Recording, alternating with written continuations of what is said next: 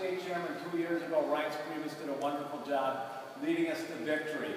He then stepped up and now is doing a tremendous job as our Republican national chairman. He helped retire a $26 million debt. He's raising a lot of money for the party, and we are poised and on the brink of a big victory in November.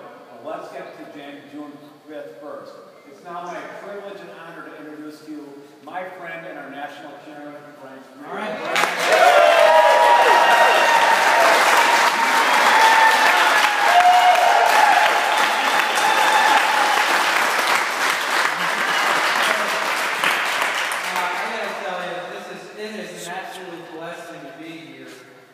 You're all blazing the trail, of course, not just for Wisconsin. I know what it's like to feel like, you're in this bubble, you're in the center of the universe politically.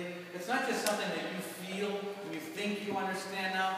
It is the case around this country that everyone is watching Wisconsin. Everyone is watching what happens when people of their word run for office. And what do we want them to do? Govern like a campaign. And sometimes it takes a whole lot of governing like a campaign before you can prove that you're someone of your word. I've got to tell you, we've got so much at stake in this election. A lot of us have been talking about the fact that courage is on the ballot in Wisconsin on Tuesday. Rebecca and Scott represent courage in this country.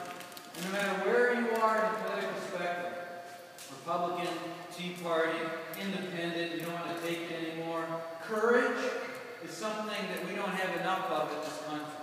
And so when somebody comes along, Republican, whatever, and they are a person of their word that does exactly what they said they were going to do, we need to make sure that they're successful. I happen to believe that we're in a battle for freedom in this country. We're in a battle for freedom. It's the same battle that founded this country, the same battle that James Madison reaffirmed in the Bill of Rights, and here we are today. And it starts here with Scott Walker. Now, I have a really special guest here. I have my little buddy and my son Jack with me today.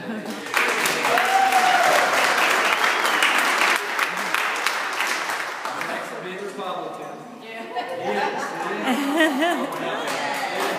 and he's a big fan of Scott and Rebecca. I'll tell you a little story. This is just something maybe a little bit off the tracks here for our event, but some of you have been to D.C., I'm sure, and you've all, at least when you've been there, you've either heard or you've been to the World War II Memorial, right? It's one of those places that I would say that you can get out of it what you're willing to put in it, right?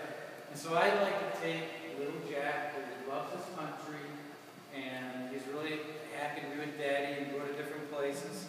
And so we went to the World War II Memorial, and he's a good reader. And so we're reading all the cultural minutes and other heroes from that time. But when you walk up to the back of the fountain facing the Lincoln Memorial, there's 4,000, a little over 4,000 stars. And you look at it, and you figure out very slowly what it all means. And I'm standing there with Jack, and every one of those 4,000 stars represents 100 little guys that didn't come home to mom and dad. And for you parents and grandparents, you know what we've all been through this. When, as a young parent, you look down at your little guy or little girl, and you think about what was it like to have that little guy not come home to mom and dad? What did that feel? Then in front of those stars, in gold on the granite, it says, "Here we mark the price of freedom." We're in a battle for freedom. Yes. And I think that as a party, sometimes there are things that we don't agree on, which is fine. I think everyone in this room has been blessed in a different way. And we may not agree on every little thing, every little detail, but I think the one thing we agree on is that if this is really about liberty and freedom, if that's really what this is about, and it starts here, then we need to build this party around the concept of addition and multiplication, not division and subtraction. And you know what's a real big blessing coming back home? Is that everyone's on the same page. Isn't it great to be proud of this party? I mean, you have Walker, Playfish, Johnson, Ryan, and you know what? It makes us proud. These are the people that are worth putting your life aside for to help be successful. And I'm not one of these people who think all the answers are found in politics. They're not. We know that God has the answers. That's right. But while we're here, we're also called to live the mission. We love this country. We can't afford to go back to the days of Jim Doe. And we can't afford not to fire Barack Obama and save this country.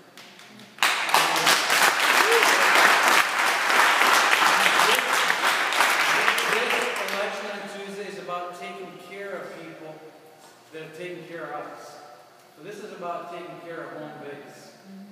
But it's also about paving the way to get the biggest stimulus plan this country's ever